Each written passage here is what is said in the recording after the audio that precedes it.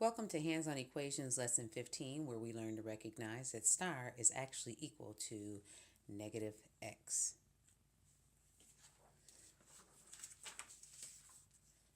So as we move forward, here is an equation. So we have 3 negative x's, same as 3 star, minus 1 negative x, plus 5, equals 8 plus negative x. There's our setup.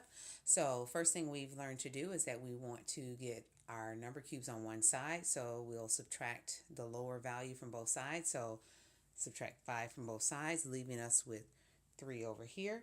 Now we need to get our number cube on one side of the equation by itself, which in this case, I'm going to do this legal move, add 2 blue pawns to both sides, and then create a 0 here. And then I recognize that I have a 0 pair here. Star equals 3. 3 equals 3. So we would go back and do the check and everything as we've been taught before. But in this video, I'm just focusing on recognizing that star is also negative x. They are the same thing. So here we have 2x minus a negative star. Well, we don't have one of those, do we? So what we can do is add. We learned previously that we can add a 0. And now we could subtract that negative x.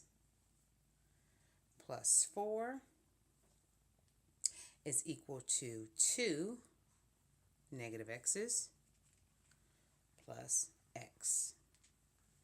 Well, one thing we want to do is to get our number cube on the left by itself. So we can subtract these two. And then I see we have 2 more x's that we need to get rid of. So I'm going to add 2 white pawns to both sides and remove the zeros. 4 is equal to 4 negative x's. So 1 negative x must be 1. 1, 2, 3, 4 is equal to 4. Okay, let's do another one. Remember, in this video, the goal is to get you to recognize that star is actually the same as negative x. So 2x plus a negative x, which is formerly known as star, plus 3 is equal to 2 negative x's, or 2 stars,